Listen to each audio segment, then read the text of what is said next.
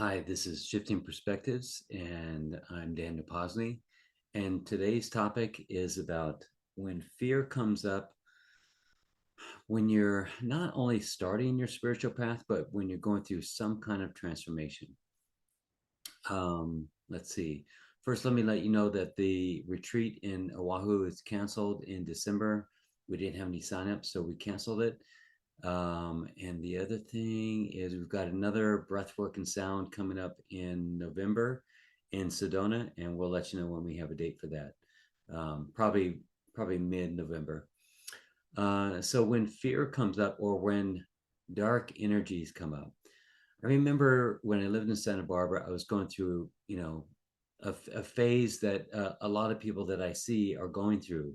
It's this exploring this newfound wisdom and knowledge and insight, and you're it felt like I was on like a rocket ship launched up. It was kind of like over the years of my marriage and all that time, I was kind of holding everything down and suppressing everything and just trying to be normal out there. And then everything changed, and then I was completely allowed to kind of look into myself and find out, what was going on the inside. And from that start of that journey, I started to have all these lucid dreams. And I'd be laying on my bed in the morning. I can see the sunlight. I'm awake. My eyes are open, and then I close my eyes and I open them, and there's a squawking, like a bird squawking, and there I opened my eyes, and there's this huge, biggest raven I've ever seen on my bed, like 3 feet in front of me, flapping its wings and squawking at me. And I'm sitting there rubbing my eyes. I'm going, okay, am I dreaming? No, this is not a dream. This is real. I'm on my bed. The sunlight is here, and I tried everything to kind of stay in it because I wanted to experience it, but also realize that I wasn't dreaming. So there's this kind of awareness that happens. That you go, okay, I'm not awake, but I'm not necessarily dreaming, and it's called a lucid state. But I call it being in a different reality. If you're in a reality very similar to the one that you live in, and then you're having this experience. So I'm sitting there. I don't know. Maybe it lasted for about a minute or so, and then of course I opened my eyes again, and I came back to this reality. I was in the waking state. And then sometimes in that room, I never felt any weird negative energies there. Not that I was very sensitive to that kind of thing yet, but um, I'd be laying in bed, and I could feel the covers being pulled off of my body. I could feel myself sort of levitating, and I kind of buried my head to try to like just I don't know if I said go away, but I was just going, okay, is this happening or not? And then sometimes I'd be laying, sometimes especially on my side, but I would look up in the ceiling, and I'd see all these kind of flowing, moving dark. It's like globs. I feel like they were black globs. They were just kind of, or shadows. They were kind of moving across the room, and it was real. It was definitely real, and I wasn't dreaming. I was completely awake. And then there's been other times that I've had lucid dreams, but there weren't the kind of dark energy, kind of dark feeling that I had in that. And I always wonder for myself, if I'm waking up spiritually, why am I having this dark stuff happening? It's not supposed to be like, it's supposed to be, love and light. And what I realized over the years, that was about 20 years ago, that it's kind of like we need to, there's several different feelings I've had about this. One is that I needed to embrace my own darkness. I needed to realize that the way forward wasn't all about love and light.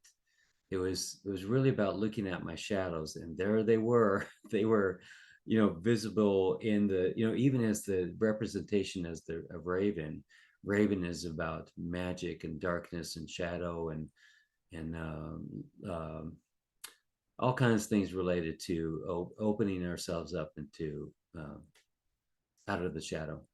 So that was a representation of my own shadows, and then also I realized that the shadow and what we call dark energies, if you really think about it, I have a way of looking at things that kind of they're always for my benefit. So how could that be for my benefit? Well, if the shadows are coming towards me or being represented around me, if I'm really moving towards the light, what would that cause me to do?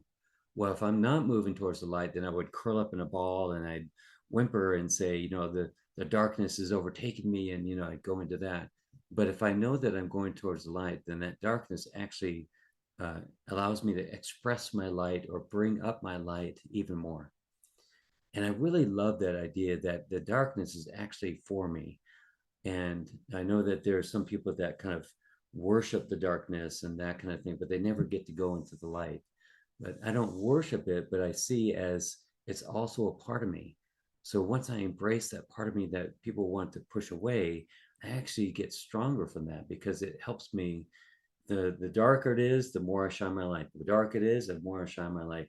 The more dark and evil the events around me, the more I need to shine my light. So if I keep on staying in that kind of process, then the darkness is actually for me. I don't want to stay there, but it's kind of an antagonistic ally, to use the words of Teal Swan. It's a catalyst for my own light. So the other thing is, over the years that I've been doing this session work for about 15 years, I've run across some really dark stories, some really heartbreaking stories. I think I've told this before, but I remember being in a really small room with this woman, and I was supposed to give her some guidance about healing from emotional trauma. And then she started telling me her story, and she said that her husband was a brain surgeon or something, pretty kind of well-known guy, and had a lot of powerful friends, and he was selling off his own daughters for sexual slavery. And on his deathbed, he was laughing. He was laughing at the whole thing about how stupid his wife was and how he got away with, all that kind of stuff, just that like sinister kind of stuff. And she was telling me about that, and her daughters were there at the retreat center that I was working with. And if it was only Daniel that this woman, and that we needed to rely on to provide healing in that time, I would have run out of the room and just maybe gone a little crazy. I can't handle it. I can't do this work anymore. It's too much. But because I do a little prayer before I go into my sessions, especially ones like that, and I say, Spirit come, Spirit come, Spirit come. What would you have me do? And what would you have me say? And what if I realized that the only truth was love? So I say that little thing, and I put the intention into it a long time ago, so I could just kind of say it out pretty quickly. And I know that it's not me, and I rely on all my training and research, but also that I've been in that darkness, and there are little aspects of me that can relate to that darkness. And the fact that I had those little experiences of the covers being pulled off of me, and that kind of that kind of thing that can drive you nuts. But I've realized and I've experienced some of it. Had I not had those experiences, maybe I would have had a hard time. But I settled into that, and I kind of relied on light. I relied on spirit to kind of speak through me and make those things happen. So that can happen. These dark energies and feelings can happen when you're going through some kind of transition, or maybe when you need to bring in more light into your awareness. Um, so I was just recently working with a guy that had that kind of experience, and he's not a dark energy. I'm not a dark energy. Where he was staying was not dark energy, but he was going through a shift in his consciousness. And it's kind of like, here's a good analogy. Um, you're realizing more light of consciousness, and that light is coming into you. And to make room for that light, that darkness needs to leave. That's a pretty good analogy. So in order for that darkness to leave, it needs to be felt. So felt, understood, realized, embraced even, and allow it to leave, and then you allow room for more for that light. So that's another one of those, I guess, spiritual theories that I'll never be able to prove, but sounds pretty good to me, and it works for me. So anytime that we want to let go of something, we have to really understand it and even embrace it sometimes. So those shadow aspects of ourself can come up as a pain or a feeling or a fear, like that feeling of fear, that kind of fear that makes you the blood rush out of your face, and you get kind of, your heart kind of, your chest kind of comes out, your heart kind of comes out of your chest, that kind of fear.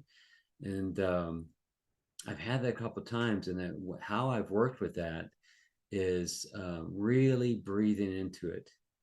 So as I'm getting kind of overcome with that just overwhelming fear, and my heart is just getting ready to come out of my chest, my heartbeat, and I'm starting to feel very kind of prickly all over my body. I breathe into it, and I stay in that light. And I don't say a bunch of affirmations actually. I just kind of stay in that light, and I breathe, and I allow myself to kind of expand myself. If I imagine myself expanding myself in light, and that has worked every time.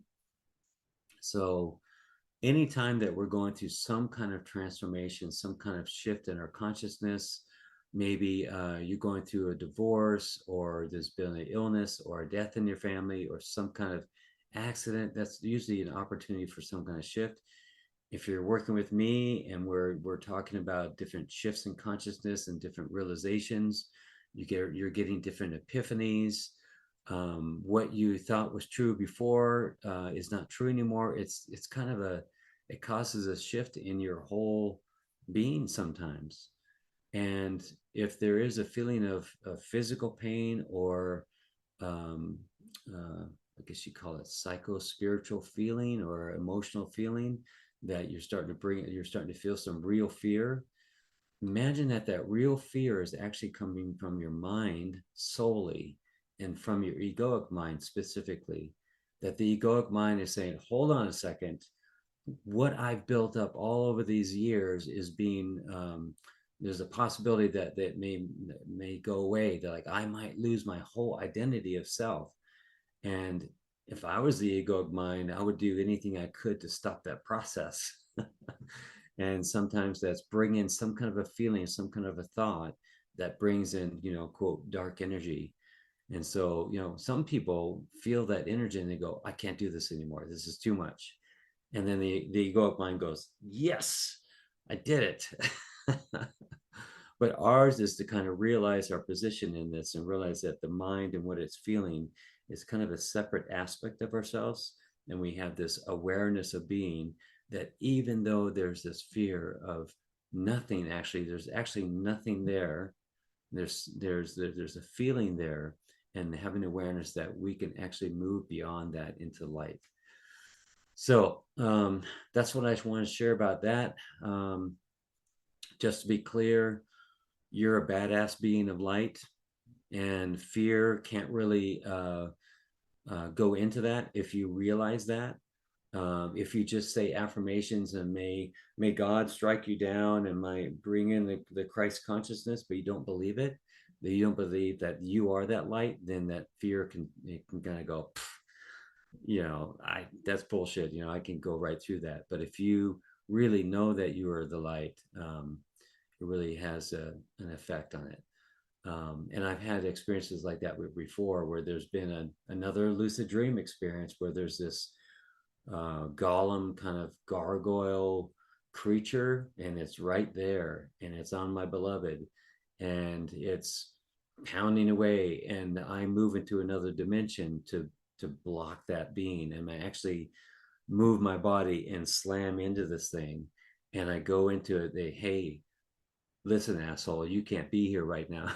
And I really I use that anger right there, that this is the light, this is the fierce light coming in right now. and that did it. And the being went away and never came back again. So and I've heard the opposite, where people, where they, if they cower in it, it's not like this. I don't know if there's actually evil energies, but there are energies that are dark and they feed off of fear energies. And it's kind of like they're not meaning to do any harm, but they're just being who they are. It's like a scorpion is being a scorpion. So if we kind of see them as that, and there's also races, from what I understand, that galactic races that kind of all that are that way also. They're kind of black, dark, sinister energies, but they're just themselves. There's just another reflection of consciousness. And that's just the way they are. So when we see them, embrace them, and actually see a part of them in us, and then they kind of go, oh, yeah, there's no need for me to go into this and try and get something from this being, from this human being. So I know it's kind of out there, but it's worked for me. I hope it works for you. If you want to know more, just contact me, and we'll have a session or just have a more in-depth conversation. I hope you're well. I hope you're having a blessed day, and I thank you so much. I love you.